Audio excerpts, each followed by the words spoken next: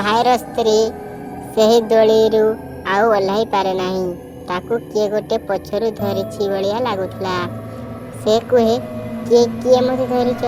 ସେପଟେ ଦେଖିଲା ପରେ କେହି ନଥାନ୍ତି।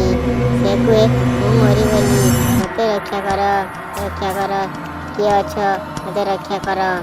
କାହାର ପାଟି ଶୁଣି ସୁନିତାର ଭାଇ ଉଠି ପଡ଼େ। ସୁନିତା ଓ ମହେନ୍ଦ୍ର ମଧ୍ୟ ଉଠି ପଡ଼ନ୍ତି। ତା ଭାଇ ପାଖକୁ ଯାଆନ୍ତି। ତାକୁ କହେ, ଭାଇ, ଏଇଟା ତୋ ସ୍ତ୍ରୀର ପାଟି ଶବ୍ଦ। ସେ କୁଆଡ଼େ ଗଲା? ସେତେବେଳେ ମହେନ୍ଦ୍ର ସେହି ଦୋଳିକୁ ଦେଖେ। ସେ ତା ଶଳାର ସ୍ତ୍ରୀକୁ ସେଠାରେ ପଡ଼ିବାର ଦେଖେ। ସେତେବେଳେ ସେ କୁହେ, ହେ ଭଗବାନ, ଇଏ କ'ଣ ହୋଇଗଲା? ସେ ସେହି ଦୋଳି ପାଖକୁ କେମିତି ଗଲା?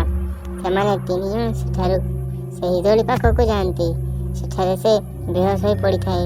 ତା ସ୍ୱାମୀ କହେ, ହେ ଭଗବାନ, ଏଇଟା କ'ଣ ହେଲା? ସୁନିତା କହିଲା, ତୁମେ ଏଠାକୁ ଆସିବାର ନଥିଲା। ହେ ଭଗବାନ, ଏବେ କ'ଣ ହେବ? ଏହା ଭାବି ସେମାନେ ତିନିଜଣ ତାହାକୁ ନେଇ ଘରକୁ ଆସନ୍ତି।